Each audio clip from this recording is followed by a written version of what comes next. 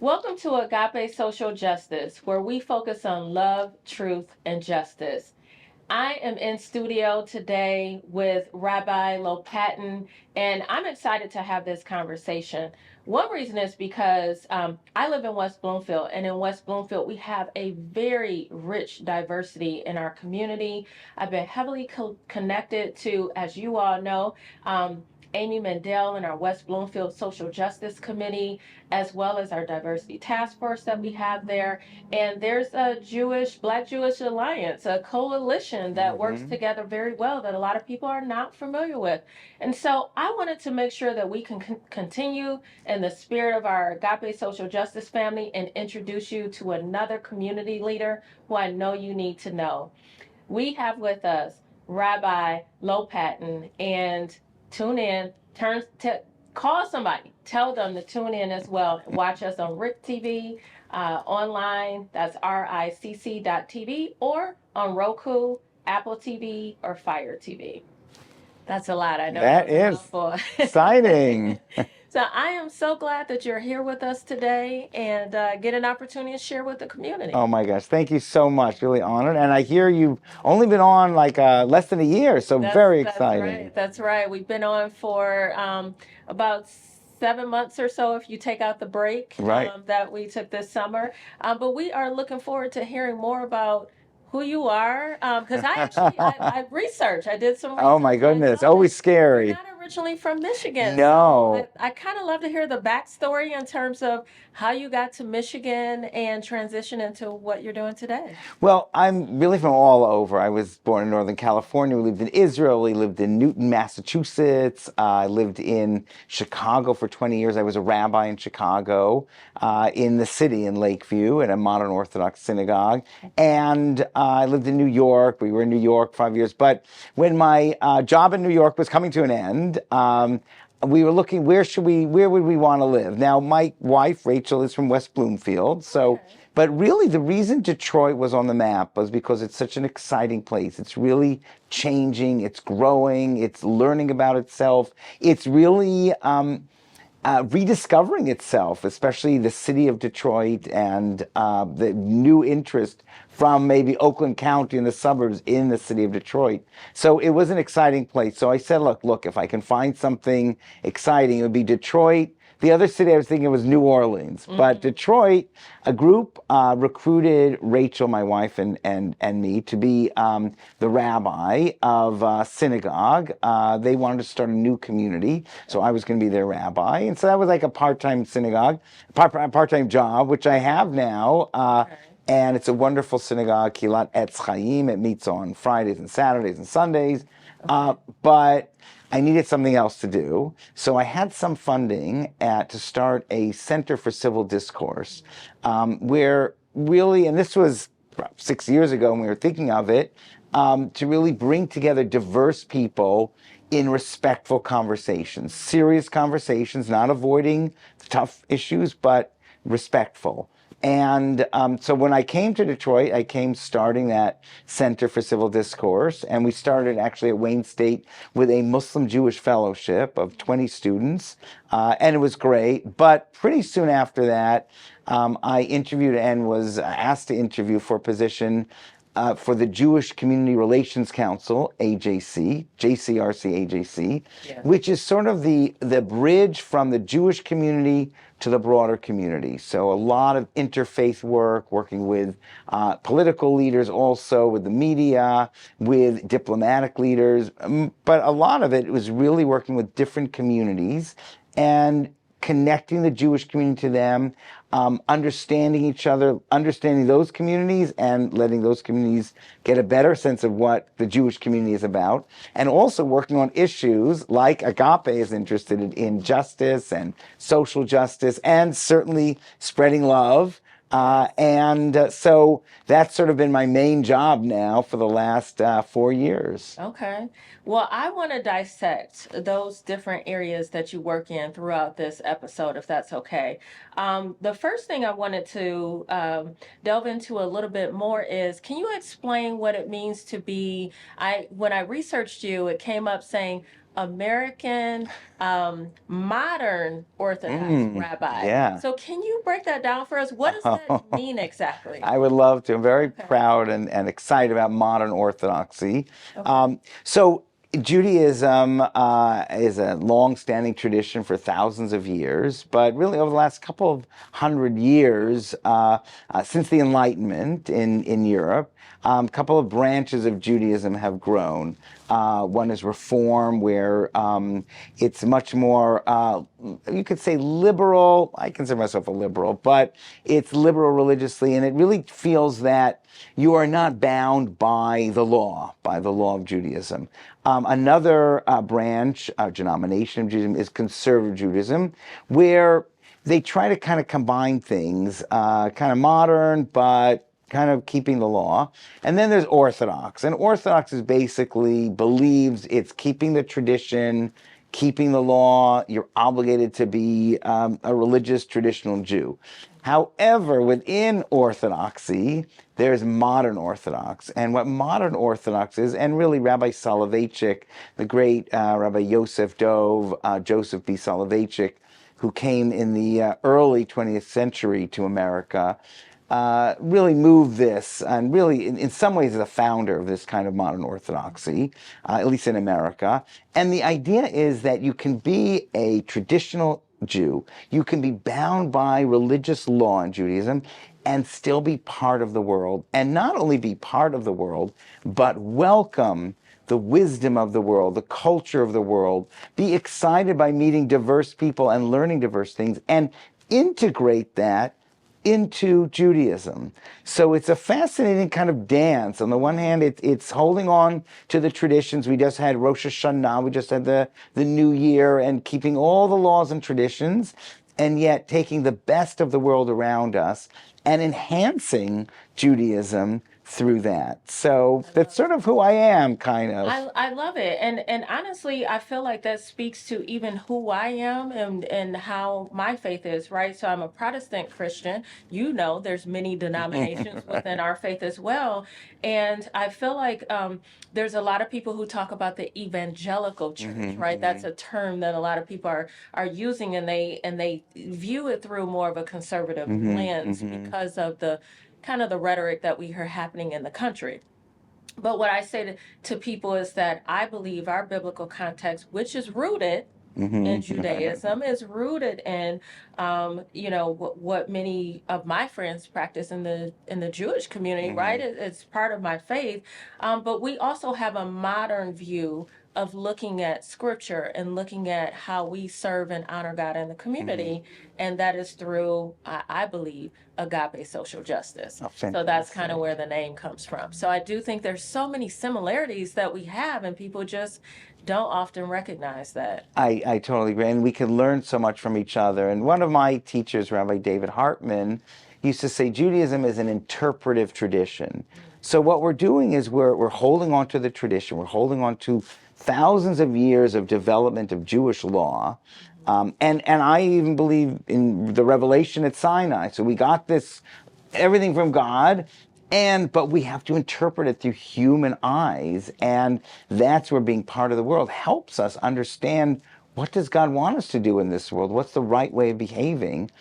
So it's very exciting to hear that we're fellow travelers. Yes, absolutely. And I think the other thing that shocks people sometimes too, particularly when I'm talking to people who are not from the community where we live in Oakland County, Michigan, they're shocked to know that there are so many people within the Jewish tradition who are quote unquote liberal. Yes. It's shocking for them. Right. And, I even have, friends who are very adamant about being, pro-choice and a number of other Absolutely. issues that people would necessarily associate with one's faith, whether it's your faith or my faith, and they're often shocked. Has that always been a part of the tradition, or is that more part of the modern aspect of the faith in recent years? Well, it's interesting. You go back to the prophets, to Isaiah and Amos, and actually Yom Kippur is on Monday, in a week from today. Very holy week this week. Yes. So, and Yom Kippur is a day of fasting and solemn and prayers. But the prophet Isaiah says, God doesn't want your fast. God wants you to do justice and to care for the poor and to fight injustice. And whenever I saw this, and actually some of the songs these psalms that traditionally are said every day in very religious, the most ultra-Orthodox synagogues, and they're all about justice and social justice and being fair and watch out for the poor. And in synagogue, I always used to say, oh, they're being so liberal. What's going on? What can I do? But this is the prophetic tradition. So we've always had that in our Jewish tradition. And I actually think sometimes people are influenced from the outside world to have a more conservative position. And especially in Judaism, Judaism's attitude towards abortion is very complex. When does life begin? Is it conception? Is it 40 days? Is it 7 months? Is it at labor? It's really an interesting question. When is a fetus an independent life? And it's very complicated. And yet sometimes people just pick up from the world around them, politics, and they say, no, Judaism believes this. Now, I'm okay. I'm also for taking in from the world around you, but you have to think about it, you have to analyze it, and you have to go back and say, is this really part of my tradition? Right. So I think social justice and being liberal goes way back to the prophets and goes back to Moses, why, we see someone hitting someone else, he defends him. So I agree. Absolutely. And I'm on this quest of within the faith community, not just within the Christian faith, and building these coalitions so that we can talk to people about how this goes centuries back. This is not a brand new, Right. woke movement, right? Exactly. This is just about, what God kind of requires us to do to love our neighbor. So I absolutely love the fact that you've broken that down. But let's also talk about some of the nuances I feel like that are complicated right now between the Black community and Jewish community and the civil discourse that we need. I reached out to my friend Amy and a number of other people, maybe even 2 years ago now. I think it was during the pandemic, because we had these moments where I felt like we were coming together, and it was more of what many people understood from the civil rights movement, Right, that exactly, partnership that we had together. At one point, we were talking about showing a documentary in the community to teach the younger generation of that relationship that we've always had. But there's this, there's been a lot of things happening in the media, comments with celebrities that some people agree with or don't agree with. I personally think you dissect certain things out of it, and we need to have conversation about what that really means and what's appropriate and not appropriate. And so we find ourselves in this unusual state right now, where we have more hate crimes that are happening to both of our communities. And it seems to me that we should be in lockstep more than we are. I mean, what's your thought on that? Yeah, I very much agree with you, and it's something that I think we have to spend more time together and talk to each other more and realize, like you said, our commonalities and that we have so much to give to each other. So actually, through our Jewish Community Relations Council, we are at AJC, we are co-conveners of this, you mentioned before, Coalition for Black and Jewish Unity, and we're starting a leadership academy for high school students, for both Black and Jewish high school students to come together and once a month learn together, learn about each other, and get to know each other, and get to, really appreciate each other's struggles. And I think it's so interesting. I imagine in the Black community, maybe they might not understand, Jews doing so well and this and that, what kind of struggles, but Jews have these struggles. And in the Jewish community, really getting to understand the Black community and the power, I think the power and the strength that the Black community has. When you go through the Charles H. Wright Museum and you see how going through not only slavery, but then Jim Crow, and being able to have the strength to thrive, I think it's an inspiration as a Jew for me. So we got to get people together more. We've done some work with the Motown Museum. We've had a Motown Museum Freedom Seder. So it's sort of a little Jewish aspect, some of the Motown aspect. Again, getting everyone together more. And that's what our coalition is all about. And learning from each other, but getting to know that, hey, we got to stick together. We got to, look, I feel that way, the Arab American and the Muslim community and the Jewish community and the Black community, and we all got to stick together. And frankly, I don't want to replace anybody, the white community, Protestants, everyone. Right. Everyone has struggles, Right. and we got to learn how to enforce each other and Right. support each other. Right. We actually have the opportunity to live this and expand it where we live. I mean, we've got the Muslim Unity Center that's right Yeah. nearby us, Oh, as well yeah. as the JCRC. So, I just see this beautiful table of people who have so many different perspectives on life. And to me, that's typically how most people are. We're not usually Right. polar opposites, right? And so I think Exactly. if we can continue to have that dialogue and do that, that it will not only serve our community well, but maybe spread even throughout the state. And one of the questions I wanted to ask you too is when you do the dialogues that you have under the Center for Civil Discourse, Right. what do you see as the challenges in breaking those barriers and getting people to see the commonalities? Yeah, great question. The challenges, I think, are how can there are two sides. One side is getting people to open up, really about their what. Let's say you get Arab Americans and Jewish Americans to talk about the Middle East and Palestine and Israel and Israel and Zionism.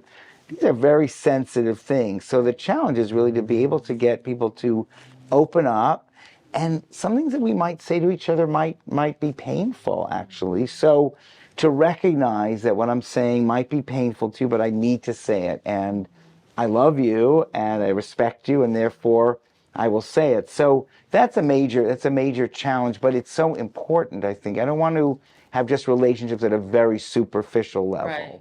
And we have to create that warmth and friendship, but it also means that I can be open with you about something that really I'm questioning, that bothers me. And I think one of the things that's so important is to show how joyful it is when we do come together in these kind of dialogues. I mean, again, you could see, wow, why do I have to do this? It can be so painful. But no, it's great, and you will grow, you will feel enriched by it, and that's what we're trying to work on and show how that if you're not connecting with some other community, Black and Jewish community or Hindu community, and you're not connecting, you're missing out. You're missing out on the fun. Right. I agree. And it's funny that you mentioned people saying, why do I have to do that? Because I've had this conversation Right. probably, kid you not, like 10, 15 times this past year, because even the Black community is saying, Stephanie, I'm tired of explaining. Right. Yeah. I'm tired of reliving the trauma over and over and over again. And there is an exhaustion that comes with that. I'll be honest, like it is very tiring. And sometimes you're dealing with, microaggressions that you're trying to explain to people. And sometimes you're dealing with outright racist behavior, right? Right. It ranges. And it's so exhausting. But one of the things that I have personally admired about the Jewish community is that it appears to me that there is something that happens from birth, that children are raised, never forget, here's who we are, here's what we stand for. There is a unity that exists like I've never seen in any other community. Like when something happens, I'm always like, it feels like in 2 seconds they mobilize. Like, how does that happen? Like, what did you do?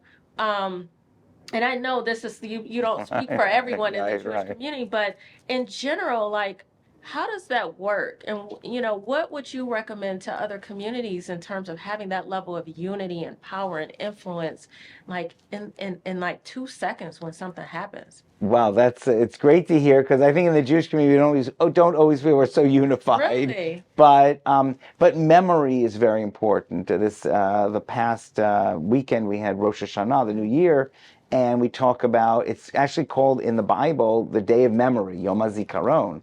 So memory is so important. History is so important. And I heard one of our programs is student to student. We bring Jewish students to different high schools where there might not be any Jews there to talk about Judaism. And one of the groups went to a school which was mostly Black, and I heard from the Black pastor who came with us that many of the Black students did not know about the civil rights movement or Martin Luther King. And it's so important to not forget. And okay, they're old timers, look, I find people forget about, Vietnam. I'm a baby boomer. I grew up knowing about the Vietnam War, and in our days, people don't have long memories. And one of the things Judaism really emphasizes is memory, whether it's the homeland, Israel, that we've been yearning for that for 2,000 years, whether it's slavery in Egypt. People say, well, the black community has to get over slavery. That was a long time ago. Well, Reverend Ken Flowers always reminds us that, well, the Jews, every year we have a Seder on Passover to remember we were slaves in Egypt 3,500 years ago. And so it's so important that memory. And once you know that memory, then you kind of like never again, like we're not going to let this happen again. And certainly the memory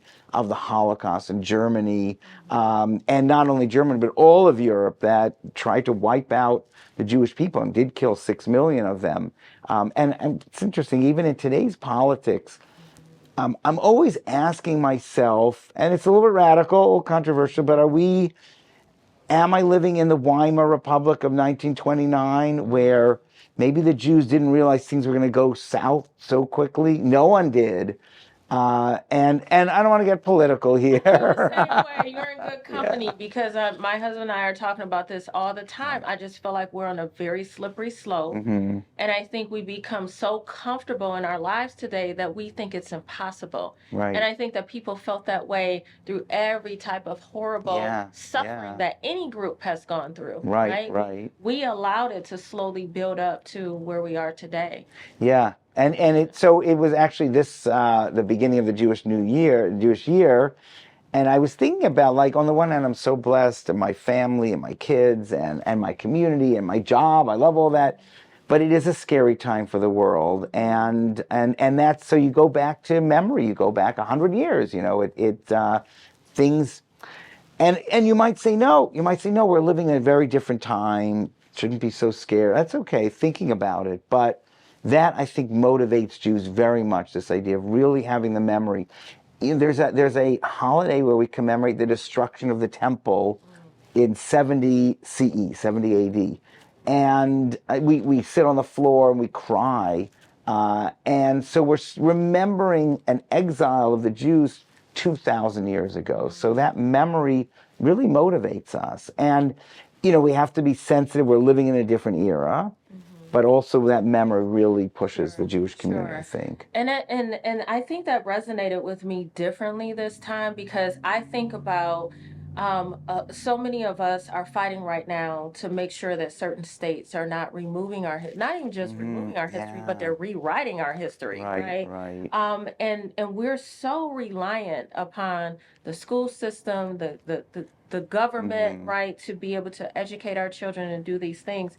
And what I hear you saying is there's also a personal responsibility, a family responsibility, a community responsibility to make sure that we don't forget, that we continue to pass on the tradition and the history and the education. And I think perhaps that's where we can feel like we have control. Yeah. And that there can be hope and there can be some motivation, within our communities. Because right now there's so much despair. Yeah. I totally hear that, and I think that's why holidays like Juneteenth are so important. And I'm glad it's been made official in our state, and but in the home to really celebrate those holidays and MLK Day and other holidays, and even I imagine in the Christian context when thinking of Easter to in Judaism we always contextualize thing. How does the life of Jesus and how is that interpreted for social justice today? How is that interpreted for freedom today? So I agree. That's so good, and that could be another episode. Honestly, my sister and I have talked a lot about paganism within the Christian community, and a lot of people don't understand why we don't celebrate Halloween and why we don't buy into the Easter bunny. And there's paganism behind the eggs of the bunny instead of us focusing on, the death of Christ, right? And there's so many things, and I think that kind of tears away from that history and the memory and remembering why we really should focus on something. So no, that was really good what you just said. Well, I want to make sure before we've got a couple of minutes left, before we end, I'd love for you to talk about, give people a website or, Yes. however they can reach you and get plugged into the Center for Civil Discourse or JCRC and anything else you want to share as we close out. Wonderful. Thank you so much for that opportunity. So we have both Facebook, JCRC, if you type in that, you'll get on our Facebook and also our website. And we're redoing our website, so it'll be better. But we love to get you on our list. And so you know about our events. We constantly have events. And it brings together different communities. Sometimes it's the Arab American and Jewish community, Muslim Jewish community, Hindu, do Diwali. But our Coalition for Black and Jewish Unity is really a very exciting thing. And we have its own Facebook. So go to the Coalition for Black and Jewish Unity, and we'd love for you to come to some of our events and be part of our world. We need you. We need people to really come together from the Black community and the Jewish community. I love it. And I'm actually going to be at the picnic this week. Oh, okay. There we go. So, Fantastic. So yes, I got an invitation for that. So I am looking forward to it. I'll see you there. But thank you so much for coming in studio. Thank you. And good luck with the program. Oh, thank you. Thanks. All right, Agape Social Justice family, I'm excited. I don't know about you, but I'm excited. I love to bring people on who can educate us, share more about their own traditions, share more about their faith and their values and beliefs so that you can see that we have more in common than we have that divides us. We've brought on people from all different backgrounds, and so please share this information so that other people can also learn and be educated and be motivated too. Go back and share this with your children, with your grandchildren, with your neighbors and friends. This is the only way we're going to learn, the only way we'll have a better society. And I look forward to hearing your thoughts on it. Thank you so much for tuning in, and we'll see you next time.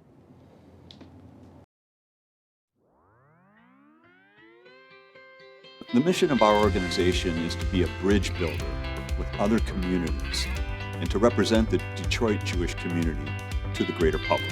When there's an issue of importance, we're the ones who express the opinion of the Jewish community. One of the most meaningful experiences that I had was our rally that we held. Different members of different agencies all together, and we protested, and we said enough is enough, stop hate. We do a great job, I think, in terms of educating members of our community on matters that we believe are very important to them. I'm so proud of the work we've done with the Coalition for Black and Jewish Unity, with the work we've done with the Muslim-Jewish relations, and now we're building a relationship with the Hindu community.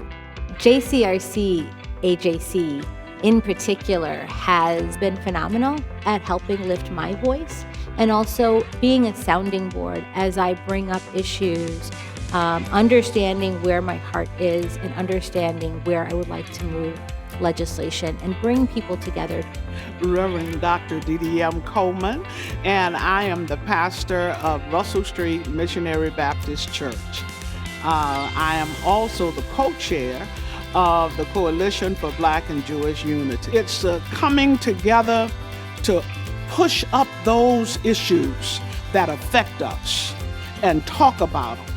I'm Jackie Hedepole, and I'm the editorial director at the Detroit Jewish News. All of our readers know that the Jewish community is not an island unto itself, and that to make progress in Metro Detroit, we all need to work together. It's extremely important that we continue building community relations work, and we have to do that by continuing to build bridges and make friendships and be honest and transparent and sincere. My name is Mahmoud Al-Hadidi. I'm the chairman of Michigan Muslim Community Council and co-chair of MJAC, Muslim Jewish Advisory Council, and founder of Stockbridge Foundation. I hope that our work together will make this world a better world for our communities, at least here at home in the United States, as neighbors and friends. And if we could export this goodwill relationship to the rest of the world, that despite our differences, our disagreement, we could work together for the common good. My name is Rabbi Lopatin. I'm the executive director of the JCRC AJC. I would have to say that the most fulfilling thing in my work is just the joy of connecting with members of different communities who were able to move the needle and we're really able to affect change and to make this world a little bit better, and that is very rewarding.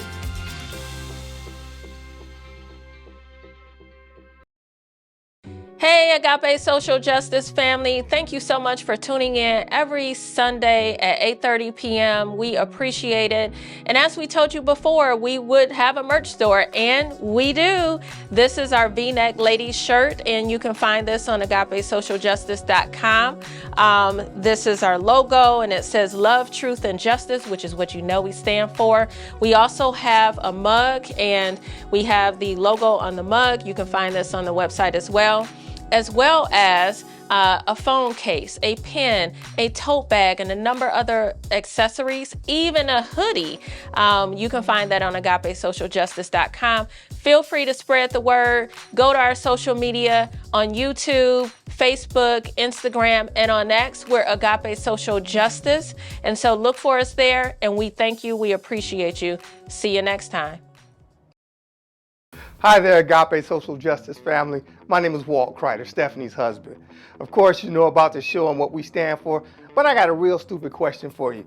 How many of you were offended when you saw that of Tyree Nichols as well as the other homicides that the police have created throughout our country? Well, we have created an organization called Police to Protectors. That's police, the number 2, protectors with an S.org. What do we stand for? It's all about transforming the police into that of the protectors. Because what do we care about in our communities? You know, we don't care about being police. We don't care about being ticketed. We care about being protected. And that's exactly what we're talking about in terms of reimagining what the police, what law enforcement, what our protectors can actually reflect and bring to our communities. So not only just join this effort, because yes, we need your support, but also we need your financial support. Check us out, police2protectors.org.